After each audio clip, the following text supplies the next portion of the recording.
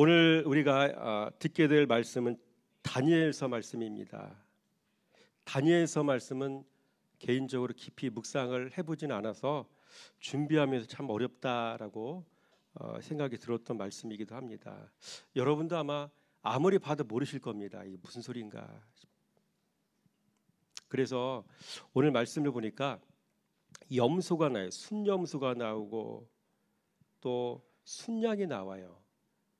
오늘 3절 말씀 봐도 5절 말씀 봐도 순염소가 나오고 순양이 나오거든요. 이 양과 염소의 특징이 뭐냐면 다 순놈이라는 거예요. 그리고 이 양과 염소에겐 뿔이 있다는 거예요. 이 뿔이라는 거는 교만을 상징하죠.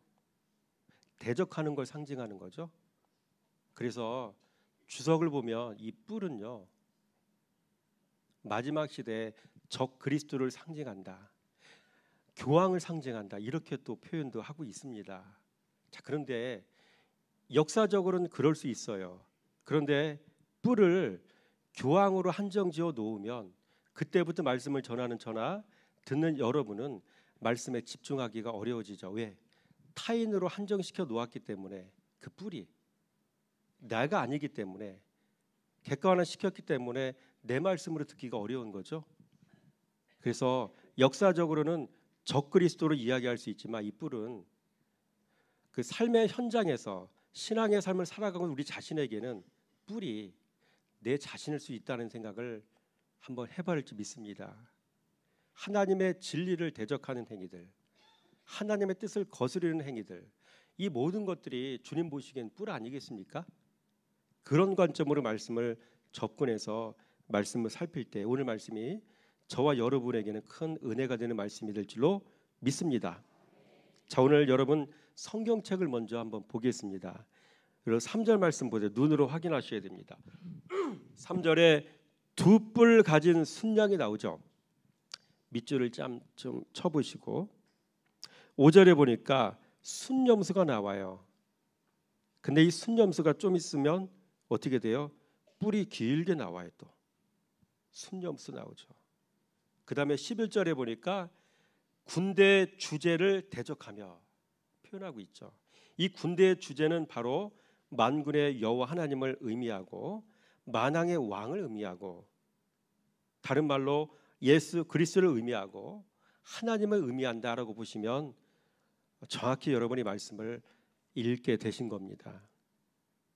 자, 그러면 이 군대의 주제가 되시는 만군의 여호와 하나님, 예수 그리스도, 다른 말로 하나님, 이분을 대적하는 행위는 어떤 것들이겠습니까? 11절 말씀 보니까 제사를 없애버렸고 그의 성소를 헐었으며, 12절에 진리를 땅에 던지며 자의로 행하여 형통하였더라, 이렇게 표현하고 있죠. 진리를 땅에 내동댕이 치고요, 성소를 헐어버리고 제사를 없애버리고, 이런 행위들이 바로 만군의 여호와 하나님을 대적하는 행위들이란 이야기죠. 이 시대에 여러분 동성연애가 합법화된다는 이야기는 무슨 얘기입니까? 성소는 성도 한 사람 한 사람을 얘기하는 거 아닙니까? 그 몸과 마음을 더럽힌다는 얘기잖아요. 성소를 더럽히는 행위 아니겠습니까? 깊이 생각하면 그런 겁니다. 그렇죠? 왜 너희들은 예수 그리스도의 이름만 가지고 기도해? 우리의 신도 인정해. 미국에서는 이미 어떻게 기도합니까? 예수 그리스도의 이름 플러스 잡다한 이방신들의 이름을 거론하고 그렇게 기도를 하고 있는 거죠. 이런 것들이 뭐 하는 겁니까? 이게 진리를 땅에 내동댕이 치는 거고, 성소를 헐어버리는 거고, 제사를 멸시해 없애버리는 그런 행위들 아닙니까?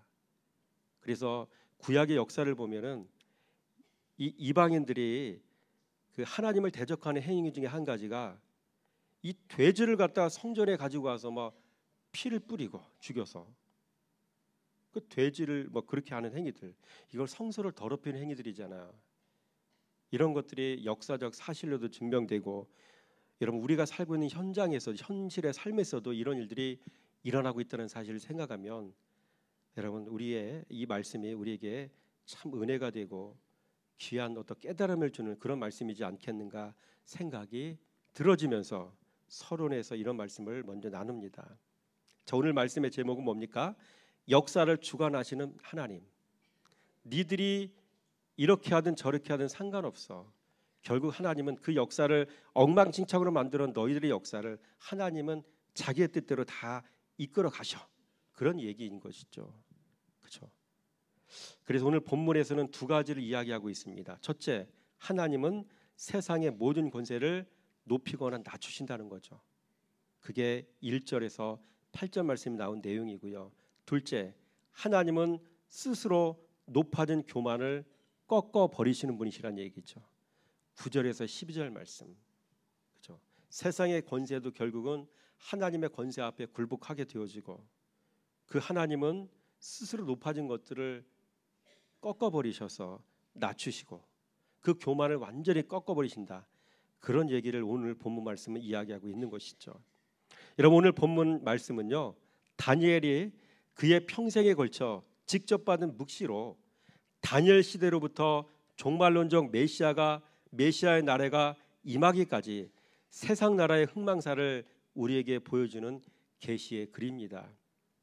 그래서 본문에는 힘 있는 세상 나라의 왕을 상징하는 두 가지 동물이 나오죠.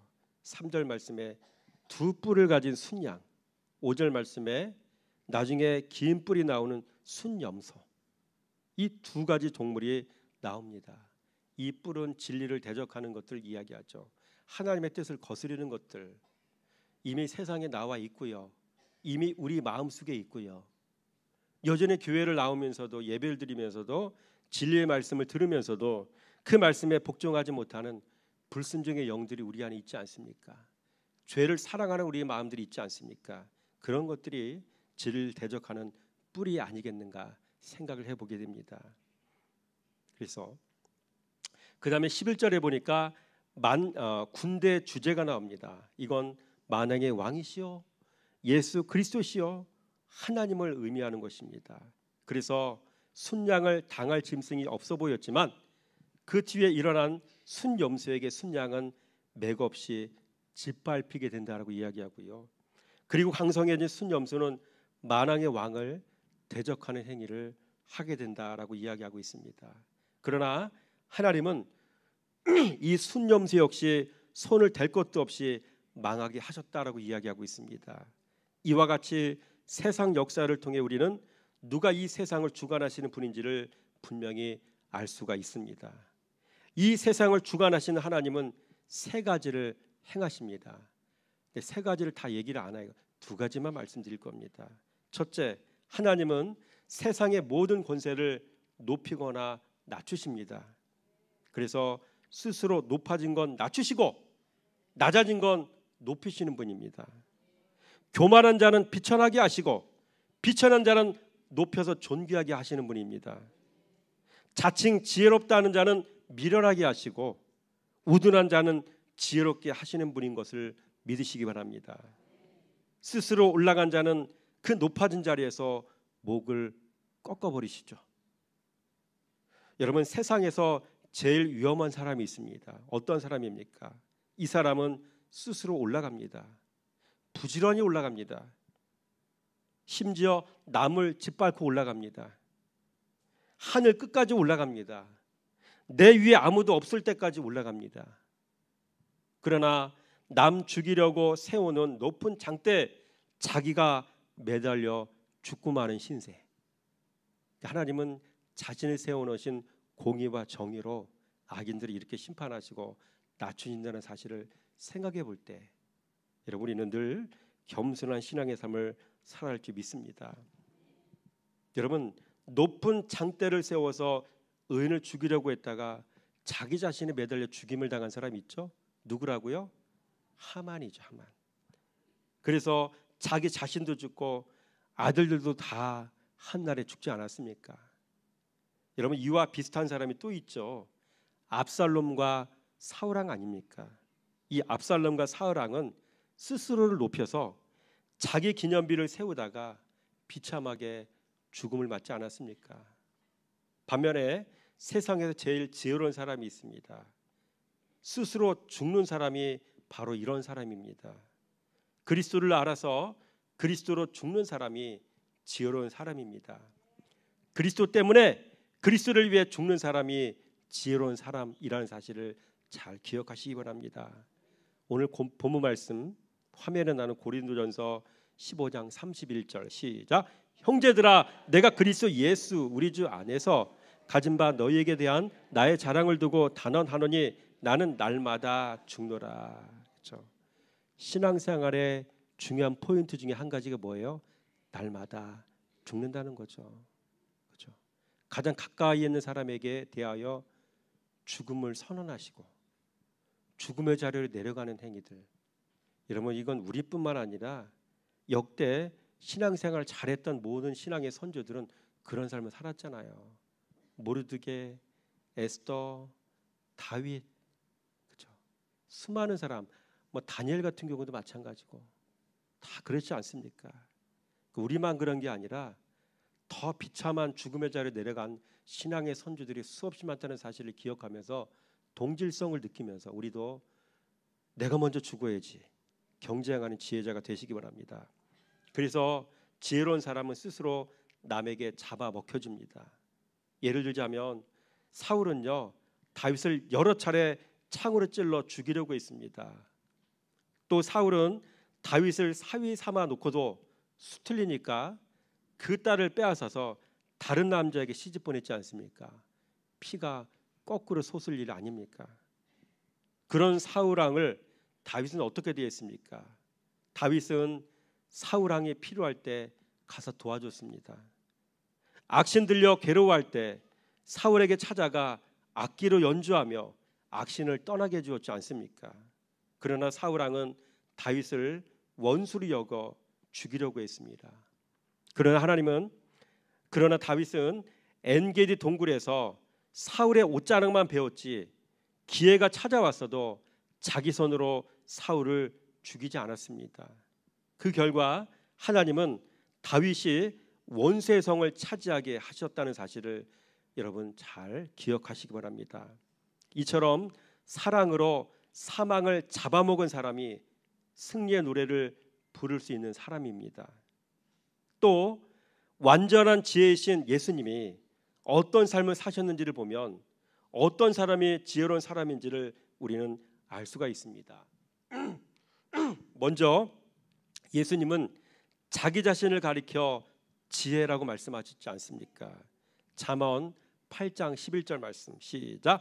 나 지혜는 명철로 주소를 삼고 지식과 근신을 찾아 얻나니. 여러분, 예수가 지혜입니다. 지혜를 얻기 원하십니까? 예수를 사랑하시기 바랍니다. 지혜를 얻기 원하십니까? 예수 그리스도이신 말씀을 사랑하시기 바랍니다. 그러면 지혜자가 될 수가 있습니다. 여러분, 이 지혜자이신 예수님이 어디까지 내려가셨는지를 우리가 한번 따라서 같이 내려가 보도록 하겠습니다.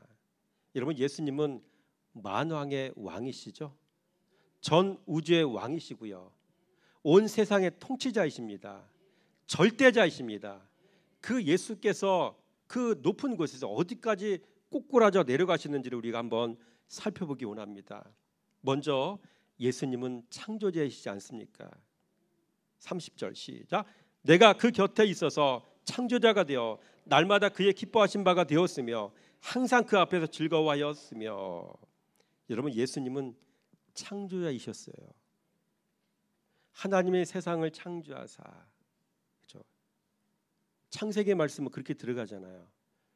근데 잠언 말씀 보니까 그 하나님이신 분이 바로 예수님이라고 표현하고 있단 말이에요. 그렇죠? 하나님이 천지를 창조하셨다는 얘기는 곧 예수 그리스도께서 천지를 창조하신 것이나 같은 이야기라는 사실을 잘 기억하시기 바랍니다. 이렇게 높으신 창조자이셔요. 근데 이 예수님은 목수의 아들로 태어나서 구유에 놓이셨습니다. 동물 밥통에서 태어나셨다는 말입니다. 말밥통에서 태어나신 겁니다. 출생 자체가 동물이 사는 환경이었습니다. 이 얼마나 낮게 내려가신 겁니까? 또 이 당시 목수는 천한 직업 아니었습니까? 천한 가문에서 태어나신 겁니다. 특별히 구유에서 태어나심이 암시하는 것이 있습니다. 예수님은 동물의 밥이 되기 위해서 이 땅에 오셨다는 거죠.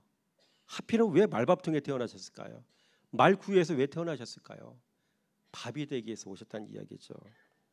이런 말씀에 불순종하는 우리는 어떤 면에서는 사람의 탈을 쓴 동물들 아닙니까?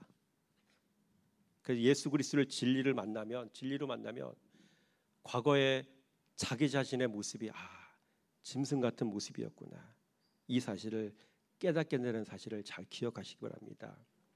그래서 말씀에 불순종하지 않는 사람들은요, 길들이지 않은 야생마 같은 인생들인 것이죠. 동물 아닙니까? 동물들.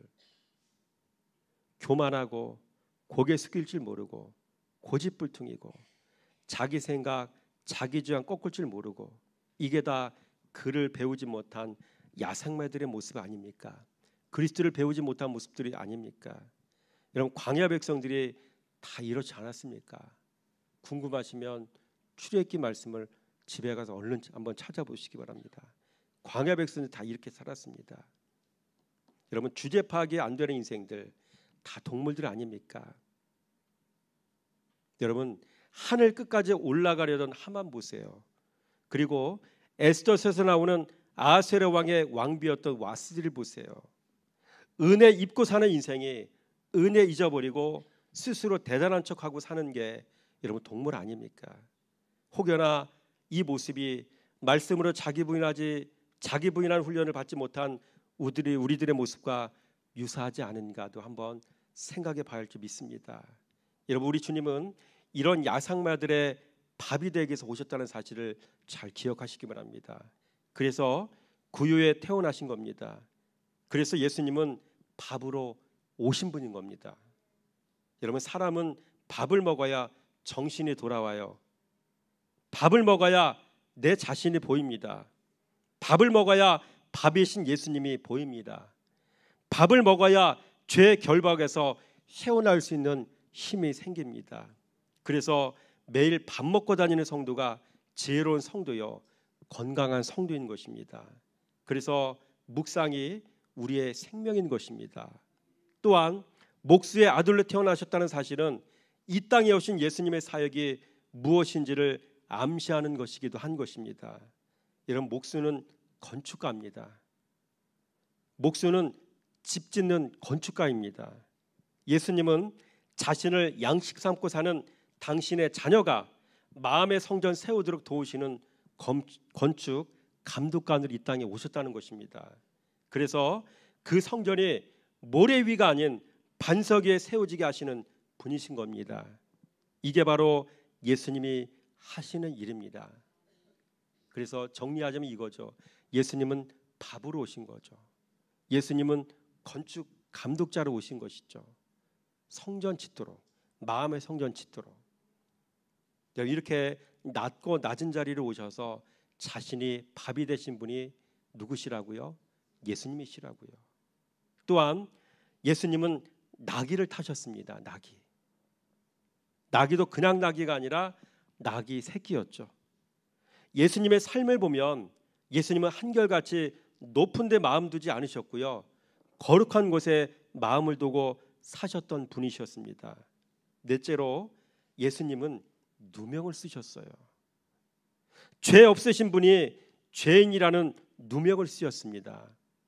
또 다섯 번째, 예수님은요, 침뱉음을 당하셨고요, 군합발로 짓이김을 당하셨습니다. 계속해서 우리는 뭘 보고 있는 겁니까? 예수님이 출생하심부터 시작해서 계속해서 낮아지고 있는 모습을 살펴보고 있는 겁니다. 여러분, 얼굴이 땅바닥에 처박혀 군합발로 짓이김을 당하실 때 예수님의 얼굴의 모습은 여러분 어떤 모습이셨겠습니까? 얼굴은 웃는 모습이셨으리라고 믿습니다. 이렇게 당신이 수치를 당함으로 사람들이 구원받는다는 사실을 아셨기 때문에 군합발로 짓이김을 당하시면서도 아마 그 얼굴의 모습은 웃고 계시지 않았겠습니까? 여섯 번째로 예수님은요, 십자가의 죽음 당하셨습니다. 그래서 자신을 죽여 자기 백성 살리셨고요, 하나님 나라를 세우셨습니다. 여러분, 이게 하나님의 지혜입니다. 나를 죽여 너를 살림이 하나님의 지혜입니다. 그래서 이 원리를 아는 사람은 끊임없이 낮아집니다. 그래서 예수님이 가지신 권세의 출처는 바로 겸손과 낮아짐이었죠. 여러분, 예수 그리스도의 권세를 갖기 원하십니까? 그러면 겸손하시기 바랍니다. 낮아지시기 바랍니다. 이게 예수 그리스도의 권세를 갖는, 하나님의 권세를 갖는 유일한 방법인 겁니다. 그래서 낮아짐이 지혜요, 겸손해야 하늘의 권세인 것입니다. 큰 둘째로 하나님은요, 스스로 높아진 교만을 꺾으시는 분이십니다. 여러분, 오늘 본문에 보니까 순양은 자기 뿔로 대적했습니다. 순염소는 그 순양을 짓밟았습니다. 순염소는 스스로 강해져서 하나님에게까지 대적했습니다. 그래서 순양과 순염소는 교만한 세상왕을 비유하는 표현인 것이죠. 여러분, 뿔과 염소와 같이 우리 스스로가 높아져서 교만하게 하는 것들이 우리 안에 있지 않습니까? 그래서 뿔은 뭡니까? 화면에 혹시 나올까요? 도표를 한번 볼까요, 우리가? 뿔은 혈기를 상징하는 거고요. 쉽게 얘기하자면 순염소는 뭘 얘기할까요? 세상의 권세죠. 어느 누구도 당할 자가 없대잖아요. 세상의 권세를 얘기하잖아요. 이 세상의 권세하는 사람들에게 뭘 가져다 줍니까? 사람을 교만하게 만들죠. 그래서 이 세상의 권세는요, 돈이고 명예고 지식이고 인맥입니다. 그래서 이런 것들이 우리의 목에 힘이 들어가게 하는 거 아닙니까? 여러분, 돈 좀 줘보세요. 높은 직책 가져보세요. 좀 지식 좀 가져보세요. 많은 유명한 사람도 알고 있어 보세요. 그런 사람 대체로가 다 목에 힘이 들어가지 않습니까? 이런 것들이 바로 우리를 교만하게 만드는 세상의 권세가 아닙니까? 혈기, 세상의 권세, 이런 것들은 사망으로 가는 지름길입니다. 여러분, 세상 사람들의 특징이 있습니다. 이들은 스스로 올라갑니다. 남을 짓밟고 올라섭니다. 남을 죽여 자기가 살고자 합니다. 반대로 지혜로운 성도는 스스로 낮아져야 됩니다. 나를 희생하여 다른 사람을 세워야 합니다. 내가 죽어 남을 살려야 합니다. 이게 그리스도의 정신인 것입니다. 조금 전에 저는 겸손의 출처는 예수 그리스도라고 말씀드렸습니다. 그렇다면 반대로 겸손과 반대되는 교만의 출처는 어디일까요? 사람은 왜 이렇게 교만할까요? 여러분, 이스라엘 백성이 망했던 이유가 무엇입니까? 우리 호서에서 4장 6절 말씀 볼까요? 시작. 내 백성이 지식이 없으므로 망하는도다. 내가 지식을 버렸으니 나도 너를 버려 내 제사장이 되지 못하게 할 것이요 네가 내 하나님의 율법을 잊었으니 나도 내 자녀들을 잊어버리리라. 여러분, 성도는 도표를 보세요. 이번에 도표. 성도는요, 배우지 않으면 무지하고, 성도는 무지하면 교만해지고요, 성도는 교만하면 방자에 행하게 되고, 성도는 방자에 행하면 길 가다가 사망을 만나게 됩니다. 그래서 필경은 사망의 길인 것이죠. 그래서 엘리의 두 아들 홈니와 비나스는 전장에서 하루아침에 사망을 만난 것 아닙니까? 여러분, 우리는 내 안에 있는 교만을 깨버려야 됩니다. 나를 깨고 겸손으로 옷을 입는 방법이 있습니다. 무엇일까요? 따라합니다. 말씀 사랑합시다. 말씀을 사랑하여 예수를 닮아가면 우리는 겸손을 깨어버릴 수 있고요, 교만의 자리를 버리고 겸손의 자리에 내려올 수 있다는 사실을 잘 기억하시기 바랍니다. 결론입니다. 여러분, 성도는요, 세상을 이기려면 교만을 꺾고 겸손하여 하나님의 권세를 가져야 됩니다. 교만을 꺾고 겸손하여 하나님의 권세를 가져야만 죄를 다스릴 수 있고 세상을 이길 수가 있습니다. 여러분의 삶 가운데 말씀 사랑하다, 교만 버리고 겸손으로 옷 입는 은혜가 있어지기를 주님의 이름으로 축원함을 드립니다. 기도하겠습니다. 아버지, 오늘 말씀을 통하여 하나님의 권세로 살아가기 위해 겸손하고 낮아지라고 말씀하시는 주님의 음성을 들었습니다. 이 시간 나를 죽여 너를 살림이 하나님의 지혜라고 하셨으니 이제는 끊임없이 낮아지길 원합니다. 그래서 겸손의 자리에서 예수를 바르게 배워 하나님의 권세를 옷 입게 하여 주시기 원합니다. 그래서 나의 교만을 꺾고 겸손하여 하나님의 권세로 세상을 이기며 살아가게 하여 주시기 원합니다. 그리하여 죄를 다스리고 나를 다스리게 하여 주시기 원합니다. 이와 같은 깨달음을 주셨으니 이제 진리의 말씀을 살아가며 살아가다 이 모든 은혜를 힘입도록 주님께서 도우실 줄 믿사오며 우리를 죄에서 구원하신 우리 주 예수 그리스도의 이름으로 감사하며 축복하며 기도드렸습니다. 아멘.